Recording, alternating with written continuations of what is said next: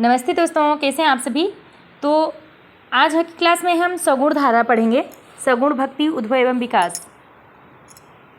आचार्य रामचंद्र शुक्ल के अनुसार श्रद्धा और प्रेम के योग का नाम भक्ति है। रामचंद्र शुक्ल क्या कह रहे हैं कि श्रद्धा और योग के नाम को भक्ति कहते हैं। ये इम्पॉर्टेंट है, इसको ध्यान दीजिएगा इस तथ्य को। भक्ति साहित्य में प्रस्थानत्रयी उपनिषद, भक्ति साहित्य में प्रस्थानत्रयी उपनिषद, गीता तथा ब्रह्मसूत्र को कहा गया है। किसको कहा गया है? प्रस्थानत्रयी उपनिषद, गीता तथा ब्रह्मसूत्र को कहा गया है। नारद भक्ति सूत्र में भक्ति के 11 भेद माने गए हैं। क्या बता रहे हैं कि नारद भक्ति सूत्र में भक्ति के 11 भेद बता रहे हैं। उसमें से कौन कौन सा है नारद भक्ति सूत्र में भक्ति के 11 भेद?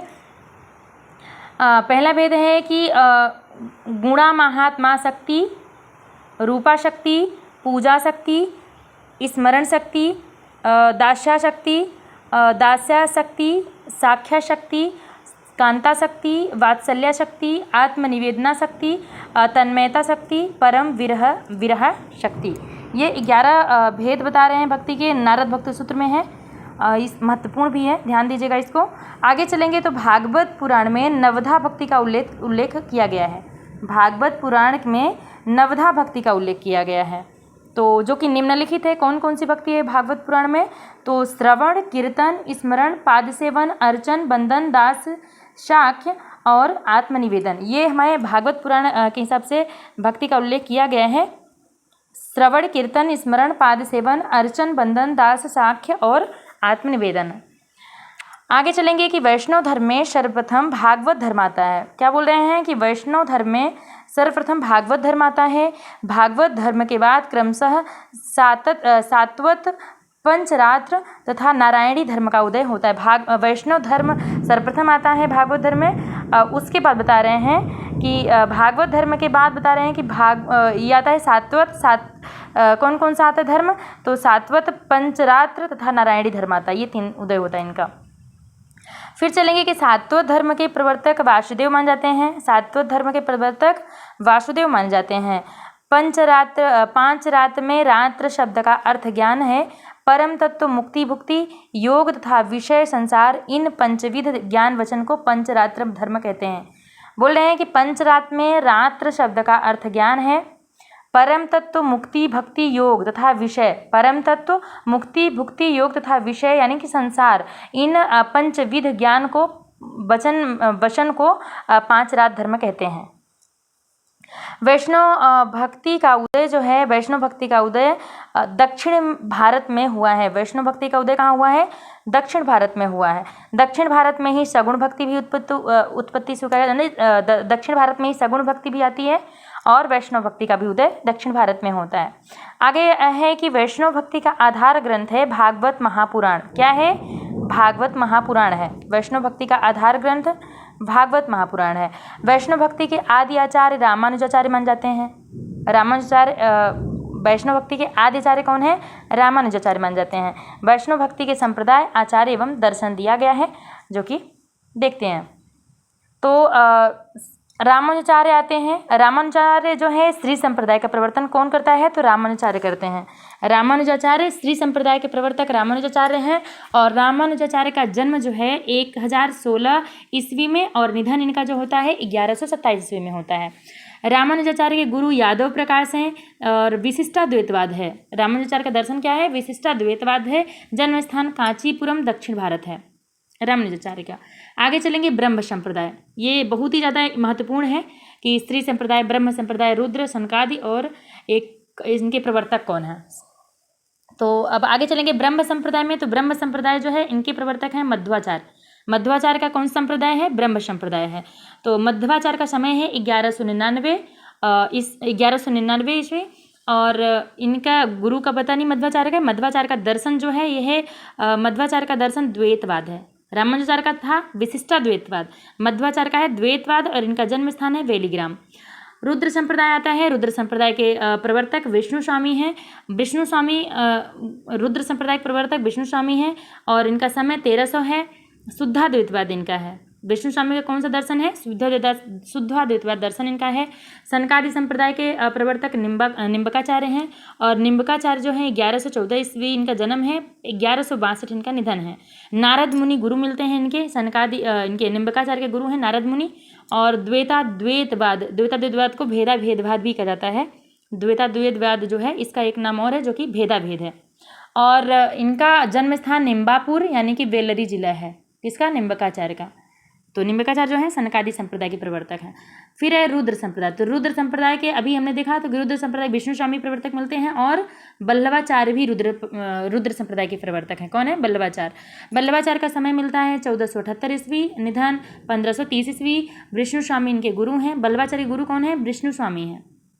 अब विष्णु स्वामी कौन थे? रुद्र संप्रदाय के प्रवर्तक विष्णु स्वामी थे। अब बल्लभाचार्य जो के गुरु हैं विष्णु स्वामी थे। इनका भी संप्रदाय जो है रुद्र संप्रदाय है और शुद्धाद्वैतवाद इनका दर्शन है बल्लभाचार्य का, शुद्धाद्वैतवाद। और इनका जन्म स्थान चंपारण में है, रायपुर जिला चंपारण में जन्म होता है किसका? विष्णु स्वामी का। आगे देखेंगे कि रुद्र संप्रदाय के आदि प्रवर्तक विष्णु स्वामी हैं, किंतु कई विद्वान इसका प्रवर्तक बल्लभाचार्य को मानते हैं।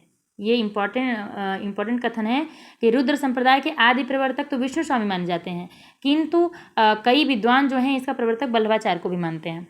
दक्षिण भारत के वैष्णव भक्तों को आलवार कहा गया है। क्या बोला गया है? दक्षिण भारत के वैष्णव भक्तों को आलवार कहा गया है। आलवारों ने कृष्ण और राम दोनों की आराधना की है। आलवारों ने कृष्ण राम दोनों की उपासना की है। आलवारों का संबंध दक्षिण भारत के केरल प्रांत से था। कहाँ से था? केरल प्रांत से था। इनकी संख्या 12 मन जाती है। तो आलवारों की संख्या कितनी है? 12 है। पिछले हमने उसमें देखा था संत शाखा में सिद्धों की शाखा देखा था। कितने सिद्ध माने गए थे? 84 सिद्ध हुए थे उधर। और इधर आलवार हैं जो कि इनकी संख्या 12 है। नाथों की संख्या कितना देखा था हमने? 9 नाथ थे वहाँ पे। तो आलवार जो है 12 संख्या है यहाँ पे। और अब इनके तमिल नाम और संस्कृत नाम दिए गए हैं 12 अलवारों के, तो वो देखते हैं। सबसे पहले मोयंगे अलवार, जिनका नाम है संस्कृत नाम है सरोयोगिन। भूतंता अलवार, जिनका भूत योगिन है। पयालवार, महोगिन या भ्रांत योगिन, इनका संस्कृत नाम है नन्नलवार। नन्नलवार का भक्तिसार है, ये नैनलवार भक्तिसार हैं। नम्मालवार जो हैं सठकोपाचार्य हैं। मधुर कवि आलवार मधुर कवि हैं। कुलशेख अलवार जो हैं कुलशेखर हैं। पेरो अलवार विष्णु चरित। आंडाल आलवार महिला जो थी उसको संस्कृत नाम गोदा है। ये महत्वपूर्ण भी है कि आंडाल अलवार हमने देखा था उसमें कि अलवारों में अंडाल थी। अंडाल एक महिला संत मिलती है, अंडाल या फिर आंडाल बोलते हैं इसको। तो इसका जो संस्कृत नाम क्या होता है? गोदा होता है। तोडर डिपोड्डो अलवार जो है ये भक्ता गृणेणु है। तिरुपान अलवार योगी वाहन है। और तिरुमंगय अलवार इनका नाम है, इनको संस्कृत नाम है इनका परकाल। तिरुमंगय अलवार, ये भी इंपॉर्टेंट है, तिरुमंगय अलवार। आगे चलेंगे कि आलवार संतों में सर्वाधिक लोकप्रिय जो है वो सठकोप थे। कौन थे? सर्वाधिक लोकप्रिय सठकोप थे। इन्होंने निम्न पुस्तकों की रचना की है। कौन कौन सी थी? सठकोप की रचना कौन कौन सी थी? तो तिरुवायमूल, तिरुविरुतम, तिरुवर्गशर्यम तथा पेरियति रुवंदादि और सहस्त्रगीति। इतना इंपॉर्टेंट इनकी रचनाएं नहीं है। आगे चलेंगे कि 7वें आलवार संत केरल के चेरवंशी राजा कुलशेखर ने पेरुमाल तिरुभोवी नामक ग्रंथ की रचना की थी। किसने? 7वें आलवार संत केरल के चेरवंशी राजा कुलशेखर ने। आलवार संतों के लोक प्रचलित 4000 पदों को नलियार द्रव्य प्रबंधम शीर्षक से 4 भागों में रंगनाथ मुनि या रघुनाथाचार्य ने संकलित किया था। किसने? रंगनाथ मुनि या रघुनाथाचार्य ने। रघुनाथाचार्य या रंगनाथ मुनि को श्री संप्रदाय का प्रथम आचार्य माना जाता है। श्री संप्रदाय के प्रथम आचार्य कौन मान जाते हैं? रघुनाथाचार्य रंगनाथ मुनि। इनका जन्म सन 824 ईस्वी और मृत्यु 924 ईस्वी में हुआ।